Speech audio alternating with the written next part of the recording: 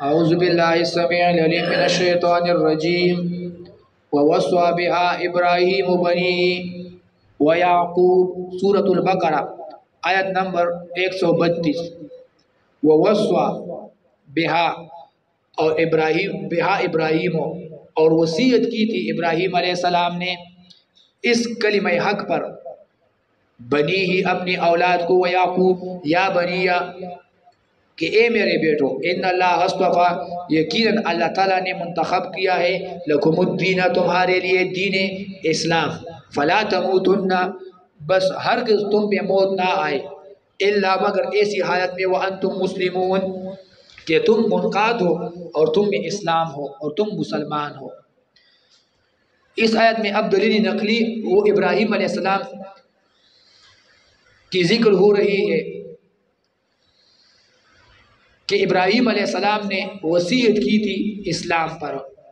پہلے رسول اللہ صلی اللہ علیہ وسلم کے بارے میں دعا نقل ہوئی، تعمیر کعبہ وہ ذکر ہوئی، اور معرضین ملت ابراہیمی سے جو اعراض کرتے تھے ان کو زجر وہ بیان ہوئی۔ تو اب وصیت ابراہیم اور یعقوب علیہ السلام کا ذکر ہے۔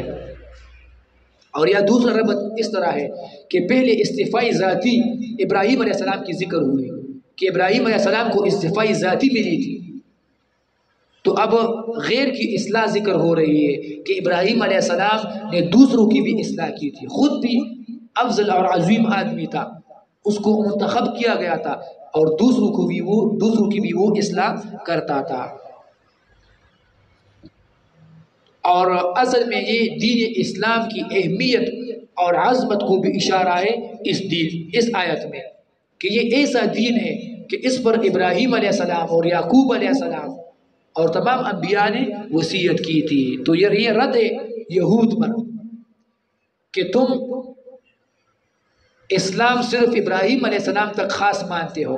یہود کہتے تھے کہ یہ اسلام یہ صرف ابراہیم علیہ السلام تک خاص تھا، یہ صرف ابراہیم علیہ السلام تک خاص تھا، ہم مکلف اس دین پر نہیں ہیں، ہمارے لیے اپنا دین ہے۔ تو اللہ تعالیٰ رد کرتا ہے کہ نہیں، اس دین پر تو ابراہیم علیہ السلام نے وصیت کی تھی یعقوب علیہ السلام کو، اور یعقوب علیہ السلام وہ تو تمہارا نبی ہے، تمہارا باپ ہے، تمہارا دادا ہے، اس کی اولاد ہو تو یہ تمہاری دادا کی وہ دین ہے، تمہارے اجداد کی دین ہے۔ ووصى بها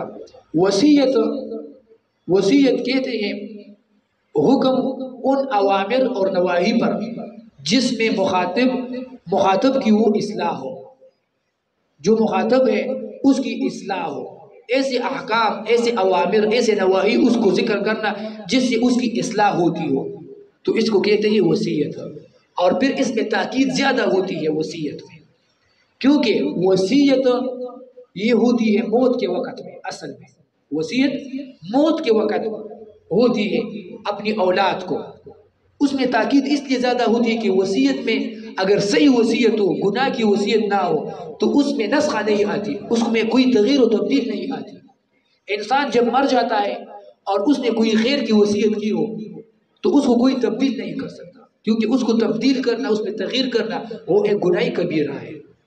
تو یہاں پر وصیت سے تعبیر ہوئی کیونکہ وصیت کا مطلب ہے کہ اس میں تاکید بہت زیادہ تھی، اس میں بہت زیادہ تاکید، اس میں نسخہ کی کوئی گنجائش نہیں۔ ایسا نہیں ہے کہ اس وصیت میں کوئی نسخہ آ جائے اور اسلام کے بجائے کوئی اور دین وہ مستقبل میں وہ آ جائے، اس طرح وہ مراد نہیں ہے۔ تو تاکید کی لفظ وصیت کی اللہ تعالیٰ نے یہاں پر استعمال کی ہے۔ ووصى بها ضمیر یا تو ملت کو راجع ہے، ما قبل ملت کو، ملت ابراہیم کو، یا کلمہ اسلام کو، کلمہ حق، کلمہ اسلام جو اسلمتو کے ضمن میں ذکر تھا، اسلمتو میں کلمہ اسلام وہ متضمن ہے کلمہ اسلام کے لیے، تو یہاں سے کلمہ اسلام وہ معلوم ہوتا ہے۔ یا فلا تموتن کو ضمیر راجع ہے، فلا تموتن اس کو ضمیر یا راجع ہے۔ بنی سے مراد وہ ابراہیم علیہ السلام کی اولاد ہے۔ وہ یعقوب اس کو مقدم کیا گیا ہے اور اس کو خاص ذکر کیا گیا ہے کیونکہ یہ رد ہے اصل میں یہود پر اور بنی اسرائیل پر کہ وہ خود کو اولاد یعقوب علیہ السلام وہ تھے بھی اولاد یعقوب علیہ السلام اور خود کو اس کی نسبت پر فخر محسوس کرتے تھے، یعقوب علیہ السلام کی طرف اپنی نسبت وہ کرتے تھے۔ تو اللہ تعالیٰ نے رد کیا کہ اس دین پر تو آپ کے یعقوب علیہ السلام جس کی طرف آپ نسبت کرتے ہو اس نے وصیت کی تھی، اس نے وصیت وہ کی تھی۔ تو اس لیے یعقوب کو اس کو مستقل خاص ذکر کیا ہے اور اس کو ابراہیم علیہ السلام پر عطف کیا گیا، یعنی یہ وصیت دونوں نے کی تھی، ابراہیم علیہ السلام نے بھی وصیت کی تھی اور یعقوب علیہ السلام اس نے بھی یہ وصیت کی تھی۔ اور یہ یعقوب جو ہے یہ مبتدا ہے اور خبر اس کی محذوف ہے، اصل میں اس طرح ہے وَيَعْقُوبُ كَذَلِكَ، اور یعقوب علیہ السلام نے بھی اس طرح کی وصیت وہ کی تھی۔ اور بعض قرأت میں یعقوب منصوب آیا ہے تو پھر یہ بنی ہی پر عطف ہے، پھر یہ بنی ہی پر عطف ہے، پھر یہ موسیٰ لہو میں داخل ہوگا، پھر یہ موسیٰ لہو میں داخل ہوگا۔ مطلب یہ ہوگا کہ ابراہیم علیہ السلام نے بنی ہی اپنی اولاد کو بھی وصیت کی تھی، وہ یعقوب، اور یعقوب علیہ السلام کو بھی وصیت کی تھی، اور یعقوب علیہ السلام کو بھی وصیت کی تھی۔ جب منصوب پڑھا جائے تو پھر یہ موسیٰ لہو بن جائے گا۔ اور وصیت کیا تھی؟ یا بنیا، کہ اے اولاد میرے، ان اللہ اصطفیٰ، یقیناً اللہ تعالیٰ نے منتخب کیا ہے لکم الدین، تمہارے لیے دین۔ یا بنیا، اگر یعقوب منصوب ہو جائے تو پھر یہ یا بنیا ان اللہ اصطفیٰ، یہ پھر قول ابراہیم علیہ السلام کا بن جائے گا، پھر یہ قول ابراہیم علیہ السلام کا بن جائے گا، کیونکہ صرف یہاں پر پھر مقصد یہ ہوگا کہ صرف ابراہیم علیہ السلام نے یہ وصیت کی تھی، صرف ابراہیم علیہ السلام نے یہ وصیت کی تھی۔ اور یہاں پر قال مقدر ہے، قال یہاں پر مقدر ہے، قال یا بنی ان اللہ اصطفیٰ لکم الدین۔ اور بعض مفسرین وہ تقدیر کے قائل نہیں ہیں، وہ قال مقدر نہیں نکالتے، وہ کہتے ہیں کہ یہ وصیت ووصوا بہا، یہ وصوا لفظ جو وصیت ہے اس میں قال کا معنی وہ متضمن ہے قال کے لیے، کیونکہ وصیت وہ ہوتی ہی قول سے ہے، الفاظ سے ہوتی ہے، وصیت ہوتی ہی اقوال اور الفاظ سے ہوتی ہے، تو اس لیے یہاں پر قال وہ پھر مقدر ہے، وہ خود بخود متضمن ہے قال کے لیے پھر۔ اور اگر یعقوب جیسے یہاں پر مرفوع آیا ہے، اگر یہ مرفوع ہو جائے تو پھر یہاں پر قالا تثنیہ یہاں پر مقدر ہے، قالا تثنیہ فعل یہاں پر پھر مقدر ہے کہ پھر ابراہیم علیہ السلام اور یعقوب علیہ السلام دونوں نے یہ وصیت یہ کی تھی۔ الدین ان اللہ اصطفیٰ لکم الدین، الدین سے کیا مراد ہے؟ الدین میں الف لام عہدی ہے اور اس سے مراد اسلام ہے، کہ اسلام کو اللہ تعالیٰ نے تمہارے لیے مقرر کیا ہے، اور الدین کا لفظ استعمال کیا ہے اور اسلام کا لفظ استعمال نہیں کیا، کیونکہ یعقوب علیہ السلام کے بیٹے اور اولاد ابراہیم علیہ السلام کی اس کو اسلام کا دین بخوبی معلوم تھا، ان کو معلوم تھا کہ دین ایک ہی دین ہے، دین اسلام، تو اس لیے الدین ذکر کیا، اس سے مراد وہ اسلام ہے، کیونکہ ان کو بخوبی علم تھا، الف لام عہدی معہود پر ان کو علم وہ تھا پہلے ہی سے۔ فلا تموتن الا وانتم مسلمون، فلا تموتن الا وانتم مسلمون، اس میں اشکال یہ ہے کہ موت تو کسی کی اختیار میں نہیں ہے، موت تو کسی کی اختیار میں نہیں ہے، پھر یہاں پر منع کسی ہوئی ہے کہ تم کو موت نہ آئے ایسی حالت میں مگر تم مسلمان، یہ تو کسی چیز پر آپ کا اختیار ہوگا تو اس طرح کا جملہ وہ بولا جا سکتا ہے، موت پر تو کسی کا اختیار نہیں ہے۔ تو جواب یہ ہے کہ یہاں پر کنایہ ہوا ہے نفی ذات پر نفی احوال سے، یہاں پر کنایہ ہوا ہے نفی ذات کی نفی احوال پر، ذات یہاں پر موت ہے اور حال یہاں پر عدم استسلام ہے، یعنی ایسا وقت تم پر زندگی میں نہ آئے کہ تم میں اسلام اور انقیاد وہ نہ ہو، تم پر ایسی حالت زندگی میں نہ آئے کہ تم میں اسلام اور استسلام اور انقیاد کی صفت وہ نہ ہو، مقصد اس میں یہاں یہ ہے۔ تو یہاں پر منع عدم استسلام سے ہے کہ عدم استسلام تم میں وہ کبھی نہیں ہونا چاہیے، عدم استسلام تم میں کبھی نہیں ہونا چاہیے، تو نفی پر داخل ہوئی ہے، منع عدم استسلام سے ہوئی ہے، منع یہ بھی نفی ہے اور عدم استسلام یہ بھی نفی ہے، نفی نفی پر داخل ہو گئی تو اس نے اس بات پیدا کر دیا۔ مطلب یہ ہوا کہ ہمیشہ ہی تم میں اسلام ہونا چاہیے، نفی نفی پر داخل ہو کر اس نے اس بات پیدا کر دیا کہ ہمیشہ ہی تم میں اسلام کی صفت وہ ہونی چاہیے، تم میں انقیاد وہ ہونا چاہیے۔ فلا تموتن الا وانتم مسلمون، فلا تموتن الا وانتم مسلمون۔ پھر یہ جملہ اسمیہ لایا گیا ہے، جملہ اسمیہ تو دال ہے دوام پر کہ دائماً اور ہمیشہ تم میں اسلام وہ ہونی چاہیے۔ ام کنتم شہداء، کیا تم موجود تھے اس وقت، اس حضرہ جب حاضر ہوا یعقوب الموت، یعقوب علیہ السلام کو موت کے احوال، موت کی حالت جب یعقوب علیہ السلام کے سامنے ظاہر ہو گئی۔ اذ قال لبنی، جب اس نے کہا اپنی اولاد کو، اپنے بیٹوں کو، ما تعبدون من بعدی، کس چیز کی عبادت کرو گے میرے بعد؟ تو قالوا، تو انہوں نے کہا، نعبد الہک و الہ آبائک، ہم عبادت کریں گے آپ کی الہ، آپ کی معبود کی اور تیرے باپ کی معبود جو ابراہیم علیہ السلام اور اسماعیل علیہ السلام اور اسحاق علیہ السلام الہ واحدہ، ایک ہی الہ اور ایک ہی معبود کی، وَنَحْنُ لَهُ مُسْلِمُونَ، اور ہم اسی کی فرما بردار ہیں۔ ام کنتم شہداء، اس کے بعد اب 7 زواجر، وہ ان اہل کتاب کو مختلف قسم کی ذکر ہوگی، ان کے مختلف دعوجات وہ ذکر ہوں گے اور ان پر وہ زواجر، یہ اول زجر ہے ان کے شعبے کا کہ یہ کہتے تھے کہ ابراہیم علیہ السلام نے وہ یہودیت پر وصیت کی تھی، نصرانی کہتے تھے، نصارہ کہتے تھے کہ ابراہیم علیہ السلام نے نصرانیت پر وصیت کی تھی۔ تو اللہ تعالیٰ زجر دے رہا ہے کہ ابراہیم علیہ السلام تو بہت پہلے گزر چکا ہے، کیا تم اس وقت موجود تھے؟ یعقوب علیہ السلام کے وقت کیا تم موجود تھے جب اس نے یہ وصیت کی تھی؟ تو اب یہ زجر ہے، اللہ تعالیٰ ان کو دے رہا ہے۔ ام کنتم شہداء، ام یہ حروف عطف میں سے ہے، تو اس جملے کو ماقبل پھر عطف کیا گیا ہے ایک قول کے مطابق، اور دوسرا قول یہ ہے کہ یہاں پر ام منقطعہ ہے، بمانے بل ہے، اور یہاں پر بل اضراب کے لیے ہے اور انتقال کے لیے ہے، یعنی یہ مطلب یہ کہ ابراہیم علیہ السلام کا تذکرہ ہو گیا تو اس کے بعد اب یعقوب علیہ السلام کا تذکرہ وہ ہو رہا ہے۔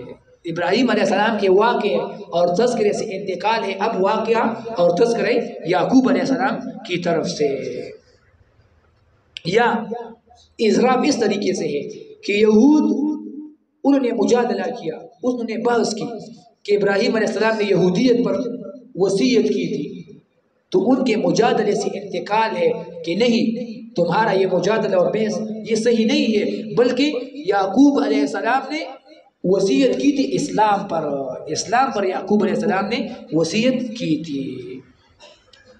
اور یہاں پر ام لایا گیا ہے، اور ام بمانے بل جہاں پر ہو تو وہ متضمن استفہام کے لیے ہوتا ہے، تو پھر یہاں پر اصل میں عبارت اس طرح ہوگی، بل اکنتم شہداء اذ حضر یعقوب الموت، یہاں پر عبارت پھر اس طرح ہوگی، اور پھر استفہام یہاں پر استفہامی انکاری ہوگی، استفہام تقریر اور توبیخ کے لیے ہوگی کہ تم تو حاضر نہیں تھے، توبیخ ہے یہاں پر، پھر استفہام توبیخی اور انکاری ہے۔ تو جس سے معلوم ہوتا ہے کہ یہ یہود وہاں پر غیر موجود تھے، ان کی غیر موجودگی یہ متحقق ہے۔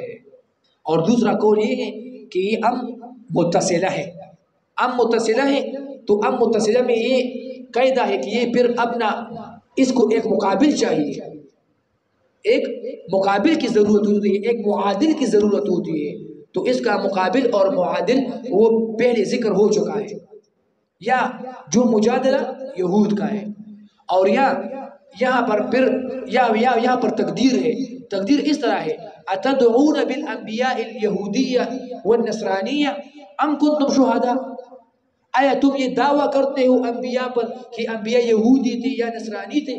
ام کنتم شہداء، یا تم اس وقت حاضر تھے؟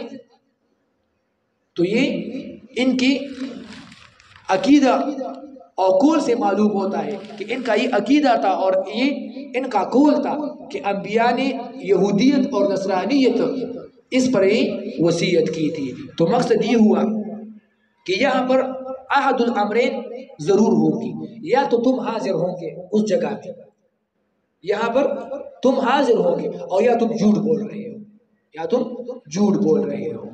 تم تو وہاں حاضر تھے نہیں، اس زمانے میں اس وقت میں تم تو موجود نہیں تھے، تو لہٰذا معلوم ہو گیا کہ تم جھوٹ بول رہے ہو، تو معلوم ہوا کہ تم جھوٹ بول رہے ہو۔ ام کنتم شہداء، کیا تم حاضر تھے اذ حضر یعقوب الموت، جب آئی یعقوب علیہ السلام پر موت کا وقت، یعقوب علیہ السلام پر موت کا وقت وہ آیا۔ الموت، یہاں پر الموت کا معنی ہم کہتے ہیں موت کا وقت آیا، یعقوب علیہ السلام پر موت کا وقت وہ آیا، کیونکہ موت جب کسی پر آ جائے تو پھر تو وہ وصیت اور باتیں کرنے کے لائق نہیں ہوتا، اس میں وہ صلاحیت ختم ہو جاتی ہے۔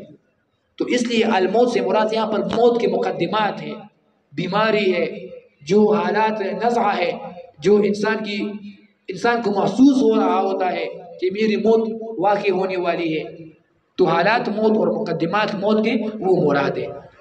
اس قال لبنیہ، جب کہا اپنے بیٹوں سے، اس قال لبنیہ یہ ما قبل اس حضرہ اس سے بدل ہے، اور ما یہاں پر عموم کے لیے لایا گیا ہے، ما عموم کے لیے لایا گیا ہے، ما تعبدون میں ما عموم کے لیے ہے کہ ما تعبدون من بعدی، کیونکہ ما ذوی العقول اور غیر ذوی العقول دونوں کے لیے وہ استعمال ہوتا ہے۔ تو مقصد یہ ہوا کہ مشرکین وہ تو غیر ذوی العقول اشیاء کی بھی بندگی کرتے تھے، مشرکین جمادات جیسے بتوں اصنام ان کی بھی بندگی کرتے تھے۔ تو ما تعبدون من بعدی، تم میرے بعد کیا بتوں اصنام ان کی بندگی کرو گے، جمادات کی بندگی کرو گے، کسی اشخاص کی بندگی کرو گے، کس چیز کی بندگی کرو گے؟ تو ما یہاں پر عموم کے لیے ہے۔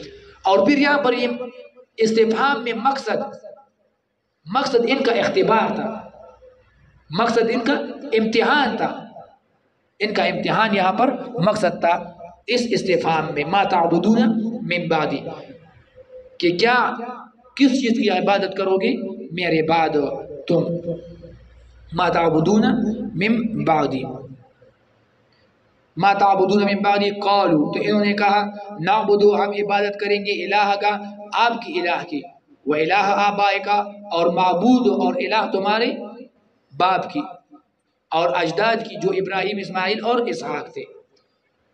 یہاں پر الہ کا اول الہ اور معبود اس کی نسبت یعقوب علیہ السلام کو کی، الہ کا اشارہ یہ ہے کہ ہم اس عبادت میں اقتدا اپنی انبیاء اور اجداد کی کر رہے ہیں، عبادت میں اقتدا تمہاری کر رہے ہیں اور انبیاء کی کر رہے ہیں، اور عبادت میں اقتدا انبیاء کی وہ جائز ہے۔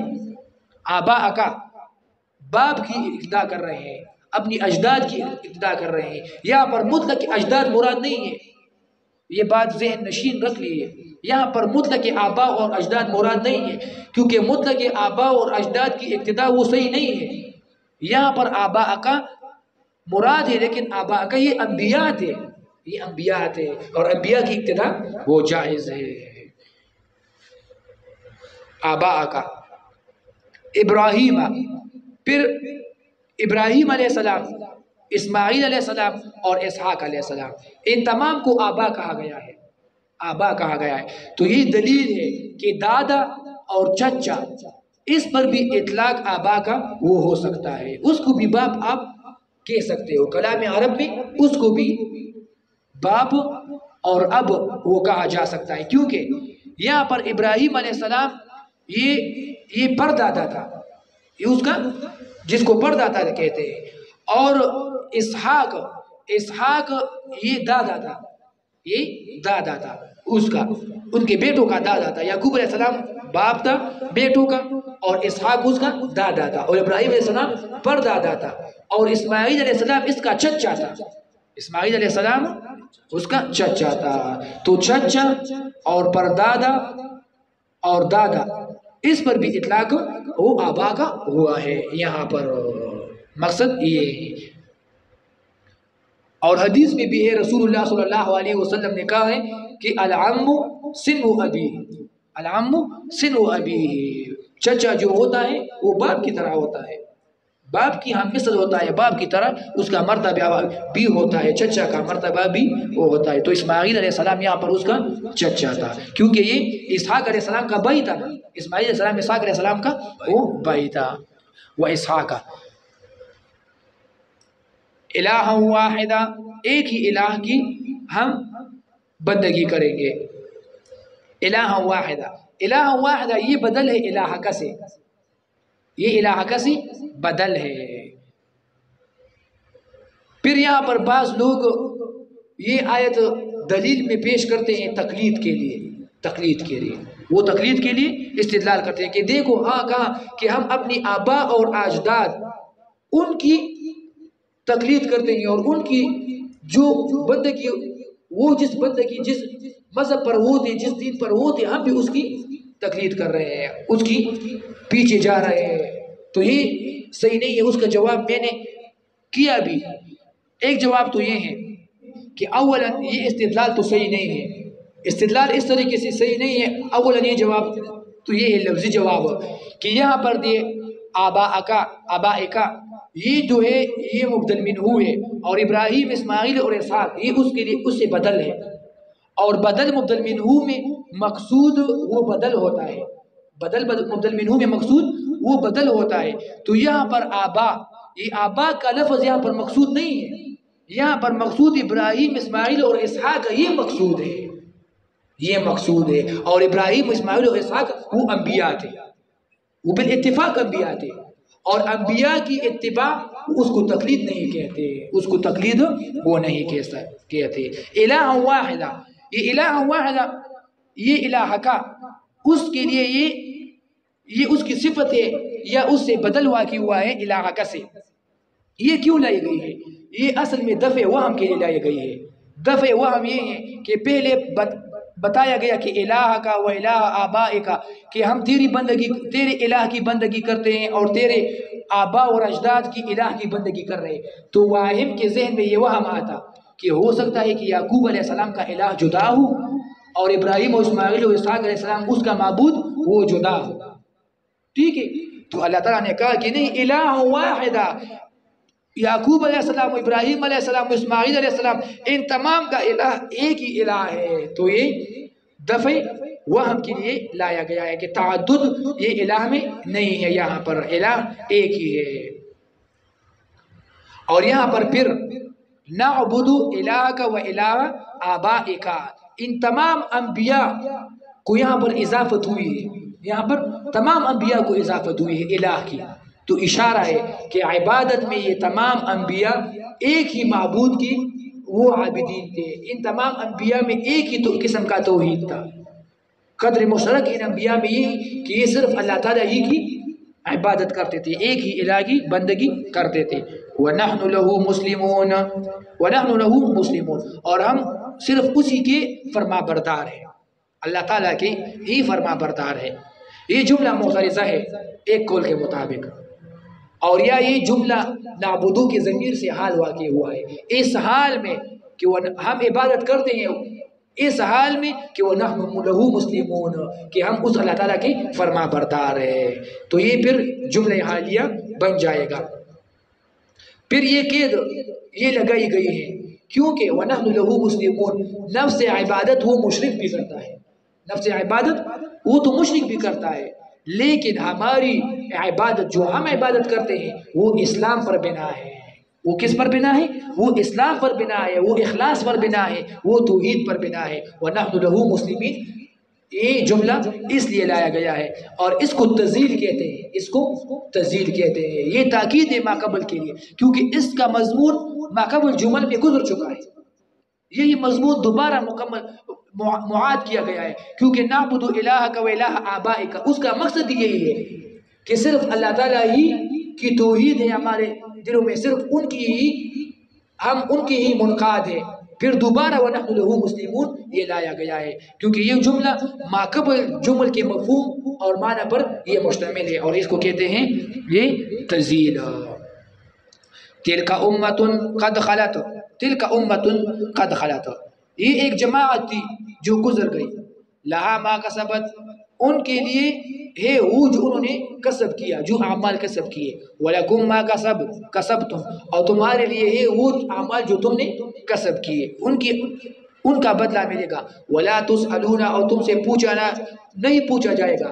عَمَّا كَانُوا يَعْمَلُونَ، وہ جو اعمال کرتے تھے، وہ جو اعمال کرتے تھے. یہ جو امت گزر چکی ہے، یہ جو انبیاء گزر گئے ہیں، وہ جو اعمال کرتے تھے ان کے بارے میں تم سے کوئی پوچھ گچھ وہ نہیں ہو گئی. یہ دوسرا شبہ ہے اور اس کا جواب ہے، اور زجر ہے ان کے فخر بالآباء پر. وہ یہ شبہ بیان کرتے تھے کہ ہمیں اپنے آباء اور اجداد کے عمل پر نجات ملے گی، ان کے عمل پر ہمیں نجات ملے گی، تو ان پر رد ہے. دل کا اشارہ ابراہیم علیہ السلام کو ہے اور ان کی اولاد کو ہے. دل کا امتن یہ خبر مؤنث لائی گئی ہے کیونکہ دل کا اشارہ وہ بھی مؤنث تھا. دل کا اشارہ مؤنث تھا تو امتن یہ بھی مؤنث لائی گئی ہے. اور یہ مؤنث اس لیے لائی گئی ہے کیونکہ ایک قاعدہ ہے، قاعدہ یہ کہ جب اسم اشارہ یہ دائر ہو جائے مابین خبر اور مشار الیہ کی، خبر یہ اسم اشارہ دائر ہو جائے مابین خبر اور مشار الیہ کی، تو لحاظ خبر کی ہوتی ہے کیونکہ یہ جز داخلی کلام کا ہوتا ہے. یہاں پر تل کا یہ اشارہ ابراہیم علیہ السلام، اسماعیل علیہ السلام اور اسحاق علیہ السلام ماقبل انبیاء کو اشارہ ہے، وہ تو مذکر تھے، لیکن یہاں پر تل کا اسم اشارہ مؤنث لائی گئی ہے. کیوں؟ کیونکہ لحاظ یہاں پر امتن خبر کی کہی گئی ہے، امتن لفظ مؤنث ہے تو تل کا اسم اشارہ اس کے مطابق یہ مؤنث لایا گیا ہے، یہ اس کے لحاظ سے لایا گیا ہے. اور کبھی کبھی لحاظ مشار الیہ کا ہوتا ہے، یہاں پر لحاظ خبر کا کیا گیا ہے، مشار الیہ کا وہ نہیں کیا گیا ہے. اور یا تل کا امتن وہ مشار الیہ بتاویل جماعتن لے لو، مشار الیہ جو انبیاء کی جماعت تھی وہ جماعتن بتاویل جماعتن، تو جماعتن لفظ مؤنث ہے تو تل کا پھر یہ بھی مؤنث بن جائے گی. قد خلت بمانے سوارت الی الخلا، سوارت الی الخلا، ایک بے آباد جگہ کی طرف وہ چلے گئے ہیں. خلا سے ماخوذ خلا کہتے ہیں بے آباد ویران جگہ، جہاں پر انسان نہ ہو، کوئی دوسرا شخص موجود نہ ہو، اس کو کہتے ہیں خلا. تو مطلب یہ ہے کہ یہ انبیاء قبروں میں چلے گئے ہیں. مراد یہاں پر خلا سے اور خلت سے مراد قبرستان ہے، وہاں پر دوسرے لوگ ان کے ساتھ موجود نہیں ہے تو وہ خلا میں چلے گئے ہیں. خلا سے مراد ان کے قبر ہے کہ یہاں ان کے پاس دوسرا کوئی ساتھی نہیں ہے. قد خلت لہا ما کسبت، لہا ما کسبت یا تو یہ جملہ مستأنفہ ہے اور یا یہ ما قبل خلت سے بدل واقع ہوا ہے، یہ ما قبل خلت سے بدل واقع ہوا ہے. اور یہ لہا ما کسبت یہ اصل میں تمہید ہے لکم ما کسبتم کے لیے. لہا ما کسبت یہ تمہید ہے لکم ما کسبتم کے لیے، کیونکہ اصل مقصود آیت میں لکم ما کسبتم لفظ ہے. لکم ما کسبتم رد ان یہود پر ہے نا، تو ان یہود میں مقصود لکم ما کسبتم یہ جملہ مقصود ہے، لیکن لہا ما کسبت یہ ایک تمہید کے طور پر ذکر کیا گیا ہے کہ ان کے لیے ان کے اعمال ہے. لکم ما کسبتم اور تمہارے لیے اے یہود تمہارے اعمال کی جزا اور سزا ہے. تو یہاں پر مقصود یہ لکم ما کسبتم ہے. کسب یہ لفظ پھر خیر اور شر دونوں میں استعمال ہوتا ہے، لیکن یہاں پر کسب یہاں پر خیر میں استعمال ہوا ہے. وَلَا تُسْأَلُونَ عَمَّا كَانُوا يَعْمَلُونَ، اس میں اشارہ ہے ان کے بد اعمال کی طرف. تو کسب میں اعمال خیر اعمال حسنہ اس کو اشارہ ہے، یعنی لکم ما کسب لہا ما کسبت اس جماعت کے لیے ان کے نیک اعمال کی اجر اور ثواب ہے. اور وَلَكُمْ مَا كَسَبْتُمْ اور تمہارے بالفرض و تقدیر اگر نیک اعمال ہوئے تو ان کے اجر اور ثواب تمہیں ملے گی.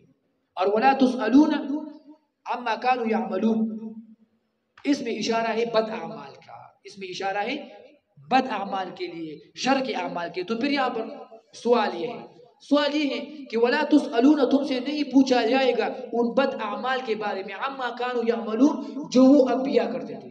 تو سوال یہ ہے وَالْعِيَاذُ بِاللَّهِ، انبیاء تو بد اعمال نہیں کرتے، وہ تو شر کے اعمال نہیں کرتے، گناہ کے اعمال نہیں کرتے، پھر یہاں پر یہ کیوں ذکر ہوا؟ تو جواب یہ ہے کہ یہ مشاکلتاً ذکر ہوا ہے، یہ مشاکلتاً اور مقابل تقابل کے لیے ذکر کیا گیا ہے، کیونکہ یہاں پر مقابل میں یہود ہے اور دوسری طرف انبیاء ہے. تو یہود کے تو گناہ تھے، تو انبیاء کے اعمال کو بھی مشاکلتاً یہ اعمال سیئہ کہا گیا ہے، ان کے تقابل میں یہ کہا گیا ہے. اور اس طرح یہ محاورے میں استعمال ہوتا ہے، محاورے میں بھی اس طرح استعمال ہوتا ہے کہ ان کان خیرن فخیر وشرن فشر، ان کان خیرن فخیر وشرن فشر، اگر خیر ہو تو خیر کی اجر ملے گی اور ثواب ملے گی، اور اگر اعمال شر کی ہو تو شر کا بدلہ اور وہ نقصان اور عذاب وہ ملے گا. تو یہاں پر مقصود وَلَا تُسْأَلُونَ عَمَّا كَانُوا يَعْمَلُونَ، تقابل میں انبیاء کے اعمال کو بھی وہ شر کہا گیا ہے، مشاکلتاً اس طرح کہا جاتا ہے. وَلَا تُسْأَلُونَ، اور پھر اس کا وَلَا تُسْأَلُونَ اس کا جانب مقابل وہ یہاں پر محذوف ہے، وہ اس طرح ہے وَلَا يُسْأَلُونَ عَمَّا كُنْتُمْ تَعْمَلُونَ، وَلَا تُسْأَلُونَ، نہ تم سے ان کے اعمال کے بارے میں پوچھا جائے گا، اور وَلَا يُسْأَلُونَ، اور نہ ان سے پوچھا جائے گا عَمَّا كَانُوا تَعْمَلُونَ، جو تم اعمال کرتے ہو، جو تم بد اعمال کرتے ہو تو ان کے بارے میں انبیاء سے نہیں پوچھا جائے گا. اور وَلَا تُسْأَلُونَ عَمَّا كَانُوا يَعْمَلُونَ، اور تم جو بد اعمال کرتے ہو ان کے بارے اور تم سے نہ پوچھا جائے گا ان کے بد اعمال کے بارے میں. تو پھر آیت میں مفسرین کے مطابق رد ہے جبریہ پر. جبریہ کے مطابق انسان مجبوری محض ہے، انسان کوئی اختیار نہیں رکھتا، اعمال خود سے نہیں کر سکتا، کوئی کسب اعمال نہیں کر سکتا، مجبوراً یہ سارے اعمال ان سے کروائے جاتے ہیں، انسان مجبوری محض ہے. تو ان پر رد ہوا کہ نہیں، لہا ما کسبت ولکم ما کسبتم، انسان خود اپنے اعمال کا کاسب ہے، انسان کسب اور عمل کا اختیار وہ رکھتا ہے. صلی اللہ تعالیٰ خیر خلقہ.